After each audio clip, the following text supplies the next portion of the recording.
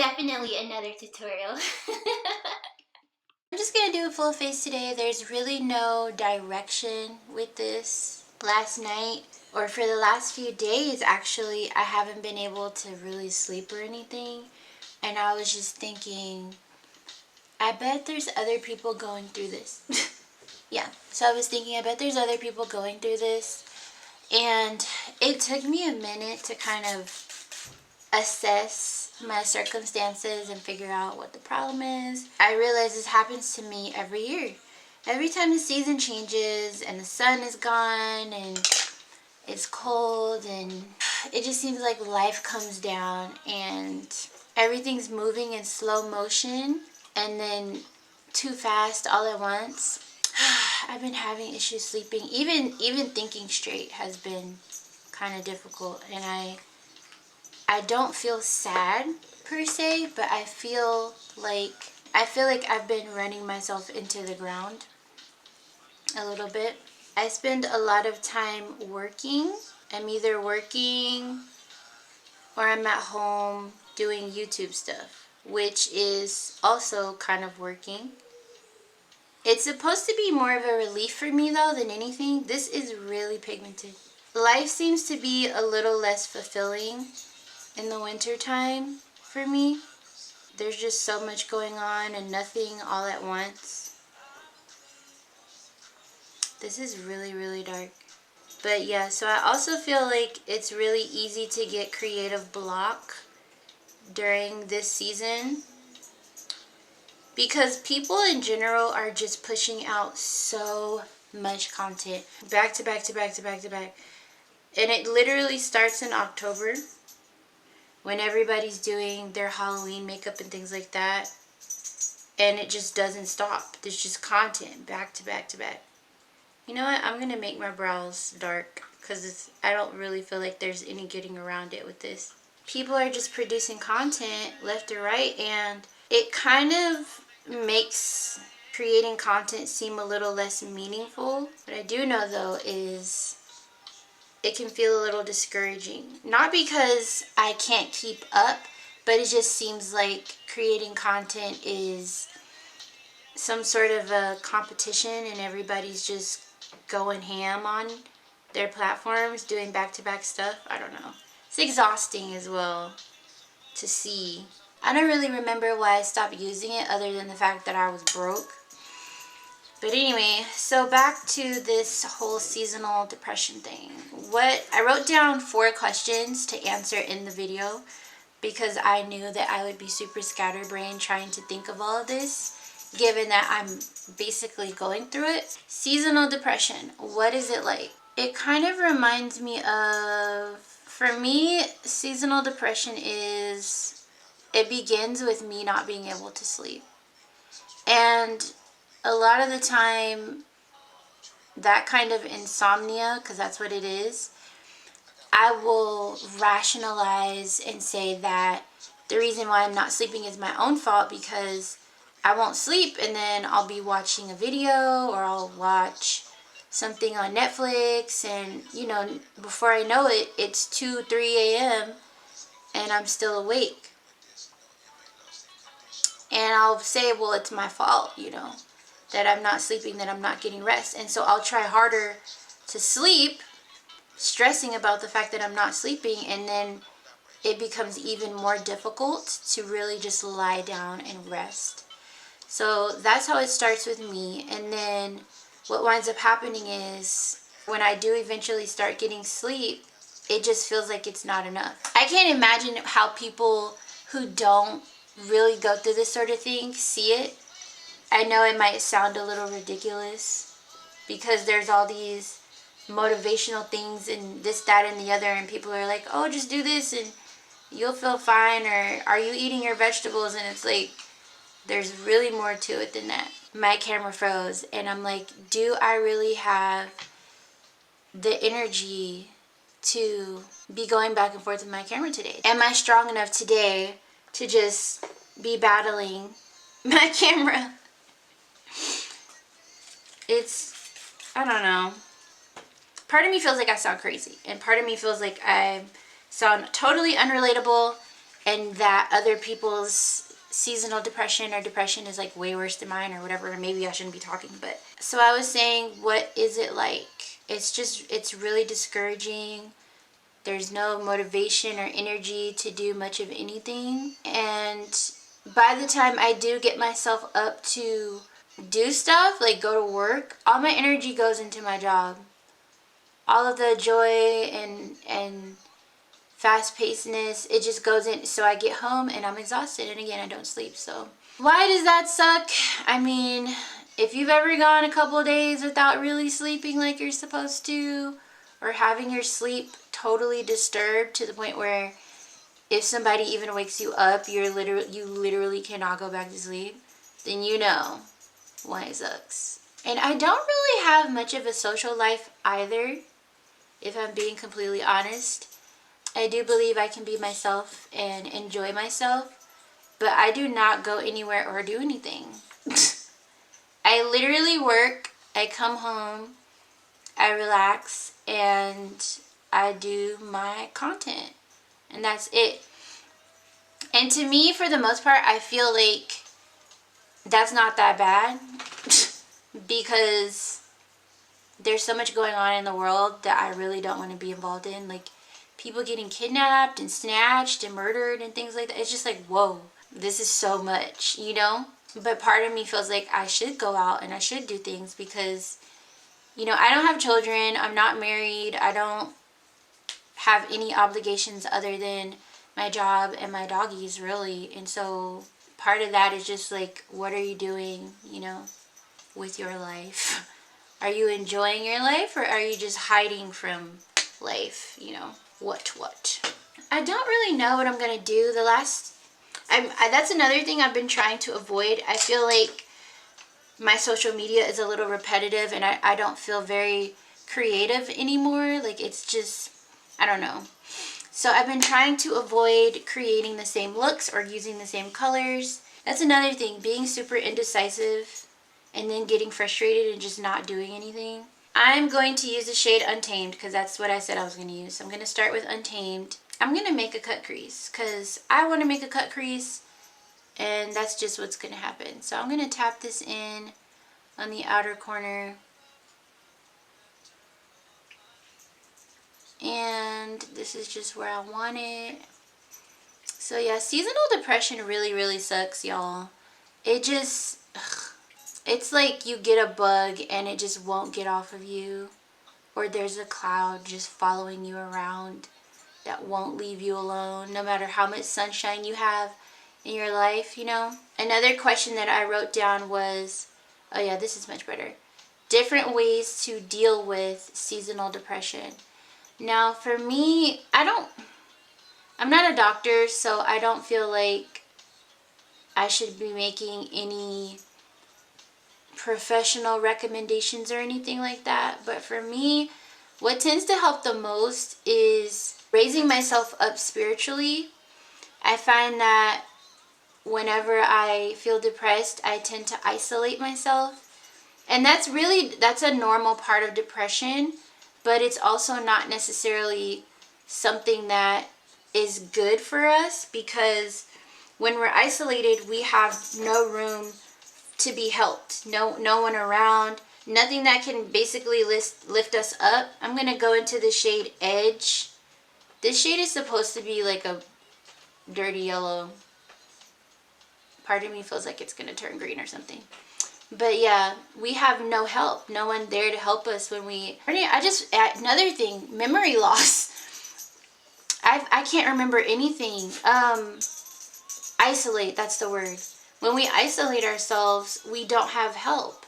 Because people don't necessarily know that something's wrong. And I know a lot of the time when we're suffering with mental health conditions, we want people to have enough sense to say, hey, I haven't heard from my friend in like 3 days. Maybe I should see how they're doing, you know? But people can't read minds, and people also have their own lives to be involved in. So I think that uplifting myself spiritually helps, and not isolating myself. I really have to allow myself to be around people who will allow me to be depressed. Because I think that a lot of the time when people find out that you're depressed or something is wrong, their first inclination is to cheer you up or to tell you, you know, feel better, feel better. And it's sometimes, or not even sometimes, all the time, I think it's absolutely okay to be in your feelings. And I don't mean be over exaggerated and things like that. I mean, sometimes you just have to allow them to really run their course. But I don't think it's ever a good idea to do that alone. At least not all the time. Because that can sometimes worsen those feelings and make a person feel worthless, you know. Because you're all by yourself and then you wonder where everyone is and if people care about you and if you matter and things like that. What I like to do is I will talk to my friends. People that I'm friends with know how to be soundboards. And if you don't know what that means, it just means it's like talking to a wall. How do I explain this? Just somebody who will literally just listen and acknowledge your feelings and allow you to have those feelings without making you feel like you're wrong or you're guilty or you know, other people have worse problems than you and you should get over it and things like that. I do not like this color. I have friends like that who will just let me talk to them, and your feelings are justified. Your feelings are normal, and it's okay to feel this way, and encourage me to do positive things to help myself get through those feelings without trying to force them down and deny that they're there or that they're relevant. Does anybody else feel like they do one eye better than the other? Every time I do ugly eyeshadow on this eye, I go to this eye and the eyeshadow idea just comes to life and it looks magnificent.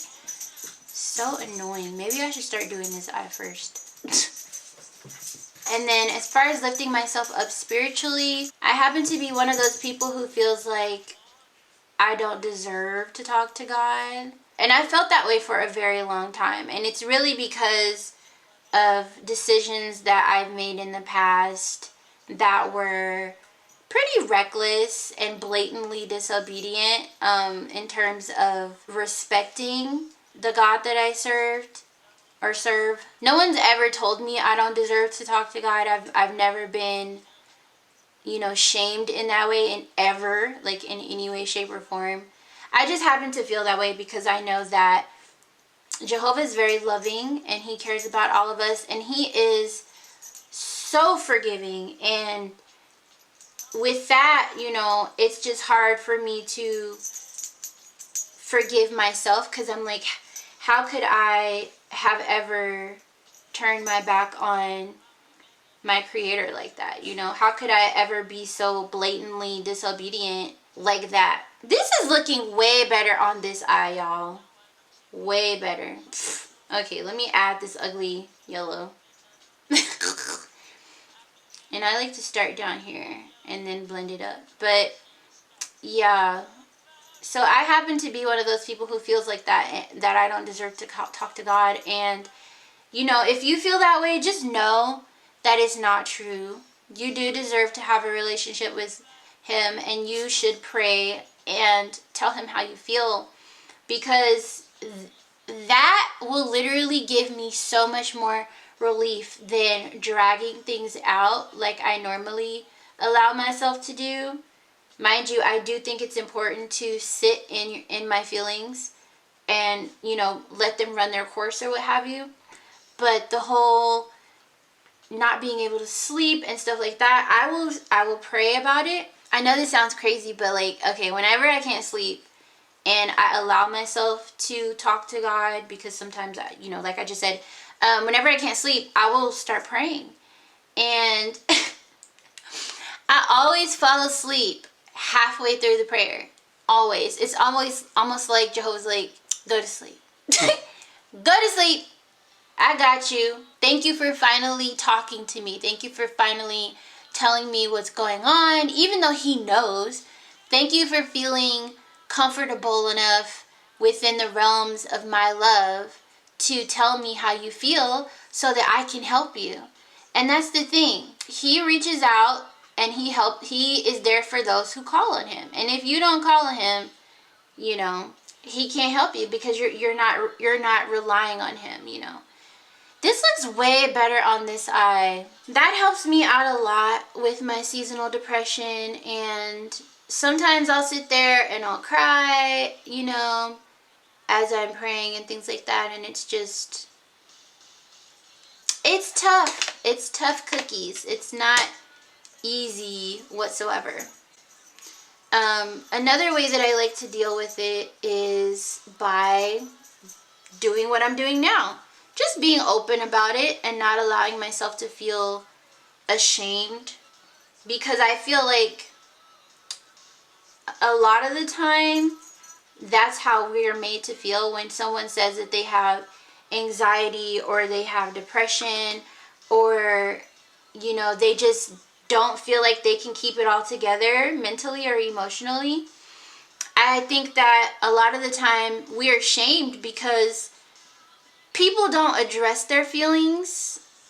Majority of the time, people don't acknowledge their emotions and their stress. And so when someone says, I can't handle it, I can't do this anymore, you know, those people who don't acknowledge their own feelings always act like, you know, you're crazy, you're preposterous, you're ridiculous for not hiding it and not keeping it to yourself. And the truth is it's quite the opposite. I think we become worse as human beings when we don't address or acknowledge our feelings, because then we're desensitized. Is my camera focused on me? Yeah. We're desensitized, and we don't know how to communicate or allow other people to feel what they're feeling because we don't allow ourselves to. Go into the shade Obsidian. This is from the Prism palette. It's like a charcoal black situation. I don't know. I'm just putting it on because I need some depth, honey. Sometimes I'll kind of feed into it in a literal sense. I'll get myself some gelato and I'll eat the whole pint and I'll watch Netflix. You know, it has to be, for me, it has to be a healthy way of coping with it. And I think that so long as I'm not harming myself or putting myself in a position to be sickly, you know, I can allow those feelings to run their course. I also really enjoy spending time with my babies. I have 2 dogs, and I don't think I've ever really told Tulip's story on YouTube or anything like that, but I had made a decision to get baptized, and I left the person that I was dating for that reason, because he did not share the same morals as me or spiritual beliefs for that matter. He's a little, I don't want to say narrow-minded, but he's a little typical, in my opinion. Typical, yeah, I'll just leave it at that. He was a little typical. So with that being said, I hadn't really been on my own emotionally for a very long time, and I had become slightly codependent on having someone to kind of vent to and talk to and things like that. And of course, I didn't really have very many people, like friends or anything. And I said, okay, let's get a dog. So I got Tulip. She was the ugliest dog in the shelter, and I got her on purpose because I knew that nobody else would adopt her, because she's half Chihuahua, which means she's rowdy and she's loud. But she wasn't very pretty looking, you know. They clean up the dogs in the shelter, but they don't clean them up enough for you to really see just how beautiful they are, unless they're puppies. So I was like, give me her. I got her and named her. Later this year, in August-ish, or was it August? In September, one of the sisters in my congregation gave me Snow. Her name is Snowflake Edna Rose, and it's Tulip Alexandria Rose.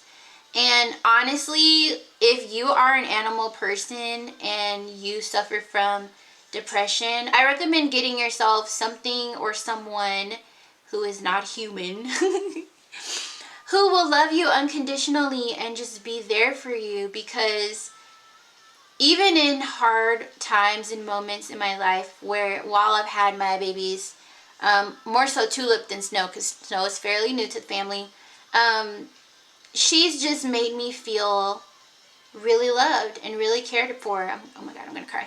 Really cared for, you know, and it's probably, it sounds weird to people who don't have, you know, dogs or whatever, or cats, but I truly believe that Jehovah put animals on this planet to love on us and for us to love on them because I call her my guardian angel all the time. She is always there when I'm not feeling good, like before my surgery, whenever I was in tons and tons of pain every month. She'd always lay on me and be really hot, and she was like a little heating pad, and she just made my day, my life so much better because I come home and there she is. She's like, you know, always, I'm literally, I'm gonna cry. She's always happy to see me, and it brightens up my day so much, you know. But yeah, let me finish blending this out and I'll be right back. Winning. So what I'm gonna do is come up here in this little foldy majigger and make a little dot there, and then draw this out. So we're just talking about seasonal depression. Hold on, let me cut this first.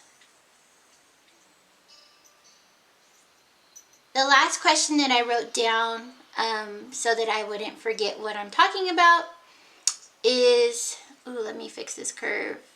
How to help others, because I think that more often than not, people are kind of at a loss in terms of what to do when someone says that they're depressed or they think someone that they know is depressed. What you can do are the things that I mentioned, which is, you know, being there for them to talk to, just to listen, you know, being someone who will just listen, and being there for them in a way that is comfortable for the person who's depressed. A lot of the time, friends will try to get you out of the house, and if it's clear to you that your friend is uncomfortable with leaving and isn't really ready to do that, then you can just chill with them, and you don't even have to talk, you know. I think that's something else that people forget. You don't always have to have something to say. Sometimes you just sit there. Sometimes you just hang around in the house. And look, I'm not gonna say that it's not boring, because it really can be. But it's a type of support that is not necessarily common, in my opinion, because people don't know how to be helpful without giving suggestions. At least the majority of people that I've come across, they want to give you a solution to your problem, and sometimes there is no solution. Sometimes it just has to run its course, like I said. So being there for them, if you know what their favorite things are for snacks and stuff goes, you can bring stuff like that, coming over, cooking, watching a movie, just being supportive in whatever way that they see that they are the most comfortable with. You definitely don't want to pacify someone's depression, and what I mean by that is you don't want to contribute to it. You don't want to baby them and make them feel like they should stay depressed, you know. Don't allow someone, just because someone's depressed doesn't mean that they should be allowed to take advantage of your kindness or your support, you know. Allow yourself to have boundaries. What I like to do is when I think about someone, I'll say hello. I'll just tell them, you know, not necessarily making conversation or even small talk for that matter. I'll just be like, hey, I was thinking about you, thought I'd say hi. I noticed that, you know, you haven't really been posting, or I noticed that we haven't spoken in a while, so what's up, you know, how you doing? If you get the chance, just hit me back, whatever. This is totally not even, you guys, but it doesn't even matter, because this is just my therapy. But yeah, just be there for people. And don't be shy, and don't always feel like you have to give them answers to everything. And also be mindful of other people's beliefs whenever you go to encourage them. I think that's really important. Sometimes people don't necessarily believe in God, or sometimes people don't believe in the same God you believe in, or they're just not religious at all, you know? Just to be mindful of that whenever you're encouraging people, because you don't want to offend them or make them feel like you're imposing your beliefs on them.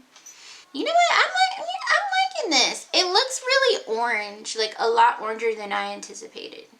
Comment down below. Let me know what you guys think about this topic of seasonal depression. Do you know someone who has a tendency to get down when the weather changes? How do you cope? How do you overcome? What are some ways that you've been encouraged by your family, friends, and loved ones that have helped you to overcome and see see another day, you know what I mean, in a better way?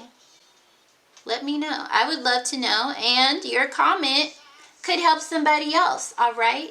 We're not trying to tell each other what to do or anything. We just want to know, you know. It could help. And I can say that getting off of my phone helps, because I honestly believe that we as a people in the world have found ourselves addicted to our devices. And I mean, I can't say that it's unavoidable, because you really can't put your phone down. But whether or not you have that desire to do so is where that difference comes in, you know. Oh my god, you know what I just realized? I've never really been able to film my eyeshadow looks, like film me doing my makeup and talk at the same time, but I'm doing it today. That's another thing, celebrating, you know, even the tiniest wins. This is a tiny win for me, because it's not something I've ever truly dwelled on, being able to talk and do my makeup at the same time, because I teach, you know, so I'm used to pausing and things like that. But hooray! I'm happy about that, and I am going to allow myself to be happy about that, because my day could have went totally left. And praise Jehovah, because guess what? My camera is not playing me, okay? Like it was the last couple of days. I really contemplated not even filming anything for the rest of the month because of that. I don't know if these matte shadows are blended enough, because I low-key cannot see. But there's that. So I'm trying to determine, do I want to put on eyeliner? Maybe just a little bit, so that I have a shadow for my lashes. I always get asked that, and now I feel like I say it all the time in my videos, but literally, I always get asked how I put my lash band so close. I put my lash band right here. Right here. That's how close I put my lashes to my real ones, right? I put it right there, okay? And I always put this little, when I say little, I mean super skinny, thin black liner. I even do this on my clients, right on the lash line. Because if my lash doesn't sit as close as I want it to, this will just act as a shadow. But I'm going to go ahead and bring this sucker down. I used to bring it all the way down.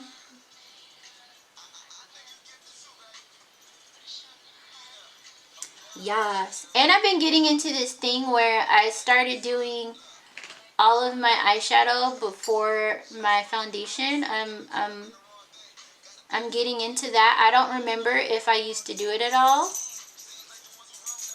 But when I can't sleep late at night, I'll look at makeup videos from people overseas.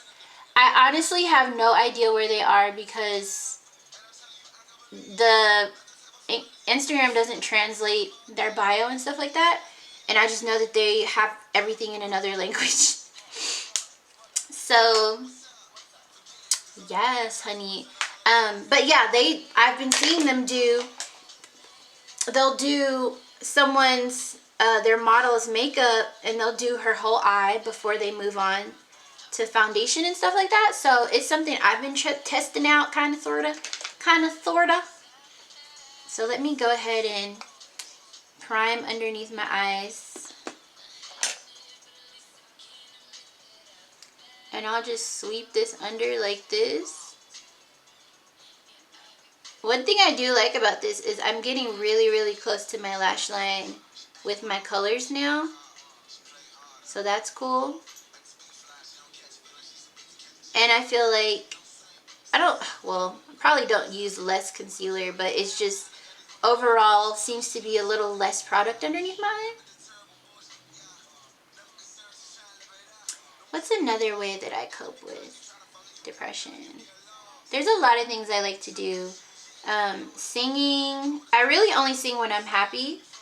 But I sing or I listen to music and things like that. Eating is one of my coping mechanisms, which I don't recommend if you don't have self-control, you know, in terms of not just consuming the whole bag of chips. What else? My significant other will make me exercise, like go for long walks, stuff like that. Ooh, we are dipping and diving into big eyeshadow this year. That's another thing. I find that whenever I do this, when I do the rest of my eyeshadow before doing my foundation, I find that my eyeshadow sits a little bit lower than usual, which I could totally clean up with concealer, but it's just interesting how changes like that make such differences. And I don't even know what I'm going to put down here. Guess I might do the matchy-matchy thing. Or maybe I should see how this looks. Let's see how this looks. So this is Monkey Business from ColourPop. I don't think I have a brush, the brush that I would normally use for this. So I'm just going to dig into it with this. This is supposed to be a pressed pigment, by the way. And I'm just going to put, yeah, let's put it right here. I'm totally disappointed in that. You know what I think? I think that ColourPop releases products back to back because the way that their eyeshadows are formulated, I think, especially if you don't use them, they dry out. So I threw that one in the trash, and I'm whipping out my handy dandy Norvina Volume 3, sis. These palettes are to die for. Okay, I don't care what nobody says. I'm going to go into the shade E3. Girl, that's what the other one was supposed to do. See all that pigmentation? But yeah, people were leaving these little nasty reviews over these palettes because they were salty. They don't know how to use it. I'm like, look, sis. User error is not the same as the product being low quality. These palettes are by no means low quality, okay? And they're absolutely nothing like the regular Anastasia palettes. I don't care what anybody says. They are nothing like the regular ones. I'm sitting here using the regular ones. And they're really not the same. Pigmentation wise, how the product blends, it's not the same. And I don't think people who don't play with color really comprehend that. Like, you can't get it because you don't play with color like that. You know what I mean? And you probably don't know how to blend. I'm not even trying to roast nobody. I'm just stating facts. Okay, so I'm going to take a little bit more of Obsidian and I'm going to put her right here. Obsidian. Normally, if I'm using a black like this, I'll add a little bit of eyeliner underneath it. Black eyeliner. Because I like for blacks to have something to stick to. Otherwise, I feel like they fade a little bit. But I didn't bring one over here and I don't feel like turning around to find it. One thing I will say, you guys, is makeup is truly therapeutic. I don't know where I would be if I didn't have it as an outlet. I don't know how I would feel or cope with things. But it's just nice. It's nice to have an outlet. It's nice to have something that lets me sit down and breathe and not think about things that make me feel bad. Because who wants to feel like that anyway, you know? And y'all have to excuse the noise in the background because Tulip and Snowflake they love each other. And they're always going back and forth. And they always make it sound like they're fighting and they're really not. They're just rough muffins. Rough muffins! This video is going to be long. Okay. Anyway. Yeah, I think I was planning to film my whole face, but I think I'm going to get on Instagram and do it. Cheese. Okay, so, let me see. So I just finished Instagram Live doing my base. I put on everything. All this stuff's going to be listed down in the description below.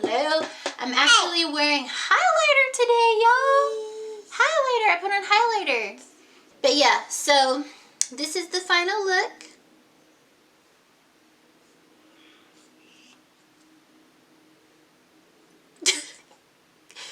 Anywho, thank you guys for watching. Thank you for chatting with me about seasonal depression. I think that, you know, mental health awareness is supremely vital. Now more than ever, really, because people are losing their minds, all right? And some of us have already lost it and are just dealing with it. So go ahead and comment down below some suggestions, recommendations, things that you do to help deal with your seasonal or recurring depression. And don't forget to thumbs up this video, share it with the homie, share it with the homie, and subscribe to my channel. Oop. Oop. Oop. And oop. Huh? You gonna say, huh? You was just saying. Oop. And oop. Huh? Ooh, ooh, ooh, ooh. Oop. Oop. Oop. Oop.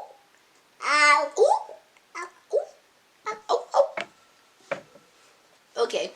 Bye. Say bye-bye. Bye. Bye.